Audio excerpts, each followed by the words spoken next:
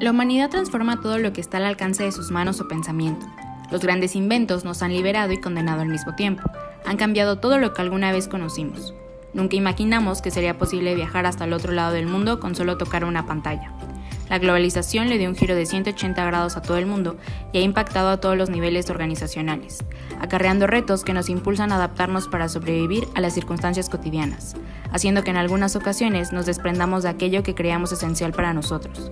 Los estados no han salido ilesos y hoy más que nunca son el centro del debate. Los estados-nación, los cuales nacieron con la Paz de Westfalia, reorganizaron la dinámica mundial y se convirtieron en el elemento fundamental del derecho internacional público. Un estado se compone de un territorio bien definido, una población, una organización política y posee un poder soberano. La soberanía, que de acuerdo con el latín significa sobre todos, es un concepto que ha sido producto del pensamiento del hombre, siendo influido por el contexto social, político o religioso. Susceptible al cambio, puede ser replanteado y analizado y como consecuencia modificado. Por ejemplo, en la antigüedad se creía que el rey o monarca era la representación de Dios en la tierra, y por ese motivo poseía un poder absoluto sobre todas las cosas.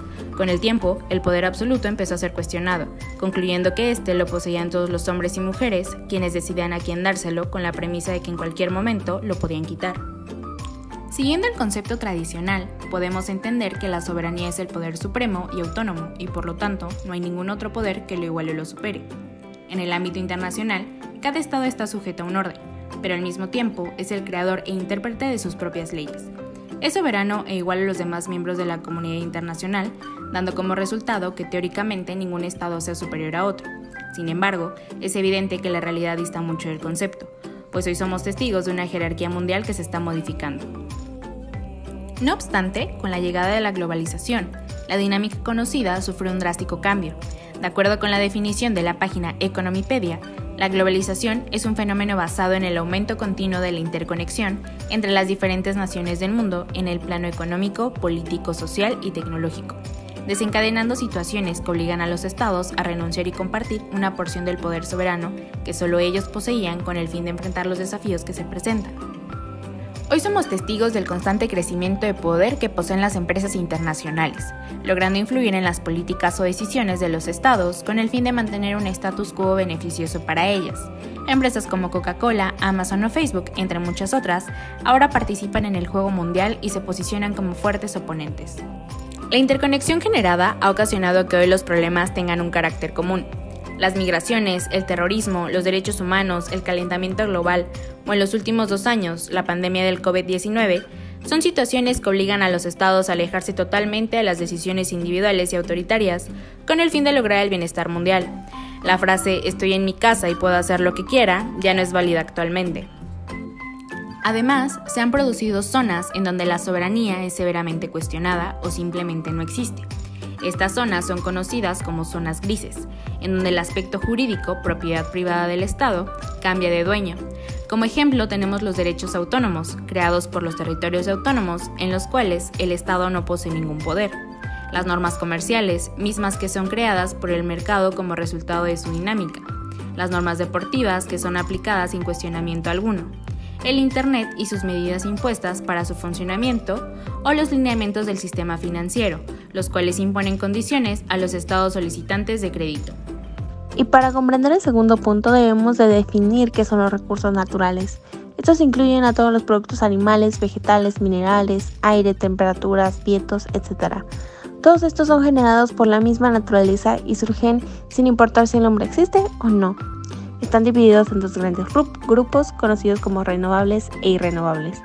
Los renovables son los recursos cuya tasa de renovación es relativamente superior a la tasa de uso.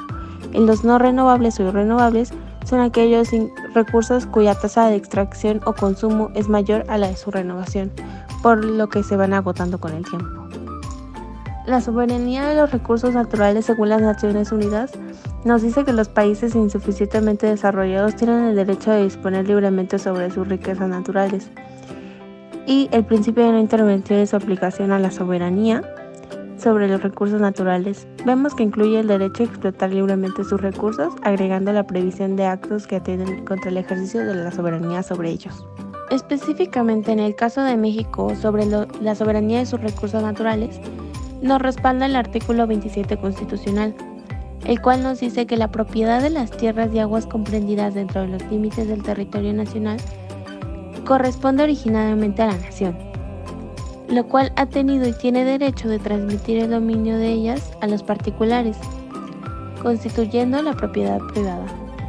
Respaldando este artículo, el gobierno mexicano crea la Secretaría de Medio Ambiente y Recursos Naturales, mejor conocida como la Semarnat, que es una dependencia de gobierno que pues tiene el propósito fundamental de fomentar la protección, restauración y conservación del ecosistema y los recursos naturales, los bienes y servicios ambientales, como el fin de proporcionar su aprovechamiento y el desarrollo sustentable. Los hijos de esta secretaría serían la Procuraduría Federal de Protección al Ambiente, que es la Profepa. Es un órgano administrativo desconcentrado de la Semarnat con autonomía técnica y operativa. Tiene como tarea principal incrementar los niveles de observancia de la normativa ambiental y al fin de contribuir al desarrollo sustentable y hacer cumplir las leyes en materia ambiental. Esta salvaguarda los intereses de la población en la materia ambiental. Mientras tanto, como otro órgano desconcentrado de la Semarnat, tenemos a la Comisión Nacional de Áreas Naturales Protegidas, que es la CONAMP, que tiene como finalidad conservar el patrimonio natural de México y los procesos ecológicos a través de áreas naturales protegidas, y los programas de desarrollo regional sustentable en regiones prioritarias para la conservación, asegurando una adecuada cobertura. Y por último, tenemos el transporte en México y por ende su soberanía. Para empezar, ¿qué son los medios de transporte? Estos permiten el traslado de personas y mercancías, ya sea dentro de México o hacia el extranjero. Juegan un papel muy importante en el comercio y por lo tanto en la economía de nuestro país y de todas las naciones. Pues a través de esto, las materias primas y productos manufacturados son llevados de la producción al consumo. Y representatividad biológica. El primer medio de transporte son las carreteras.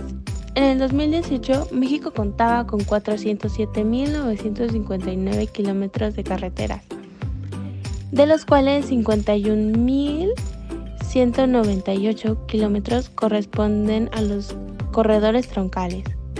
Algunas carreteras están a cargo del gobierno federal y constituyen los corredores carreteros, que proporcionan acceso y comunicación a las principales ciudades, fronteras y puertos marítimos del país. En segundo lugar, tenemos el ferrocarril. Los ferrocarriles son útiles para transportar carga en grandes volúmenes a bajo costo. La red ferroviaria comunica entre sí las poblaciones más importantes y estas a los principales puertos y fronteras del país. Como sabemos, este fue impulsado por el gobierno de Porfirio Díaz. Y el transporte aéreo, que el avión es el medio de transporte más rápido y también el más costoso, y se utiliza principalmente para el traslado de personas. Sin embargo, puede que puedan transportar algunos objetos pequeños. En México hay 13 aeropuertos nacionales y 64 puertos internacionales, los cuales el mayor número de pasajeros transportan son, en orden de importancia, la Ciudad de México, Cancún, Guadalajara, Monterrey y Tijuana, que en conjunto manejan casi el 71% del total de pasajeros. Y por último tenemos el transporte marítimo. El transporte marítimo permite trasladar el volumen más grande de mercancías mayores a distancias que cualquier otro medio de transporte. De hecho, el intercambio comercial internacional se realiza principalmente por este medio. Puede dedicarse a una o varias actividades comerciales, como la turística, pesquera y petrolera. Y para esto tenemos que saber que hay diferentes tipos de aeropuertos. El primer puerto es de altura, que atiende embarcaciones de personas y bienes de navegación entre puertos nacionales y puertos del extranjero. Se encuentra tanto en el Océano Pacífico como en el Atlántico. Los barcos grandes y pesados pueden cargar y descargar sus mercancías. Y el otro tipo de puertos son el de cabotaje, que sirven para barcos pequeños o medianos que navegan cerca de la costa entre puertos terminales o marinas dentro del territorio mexicano.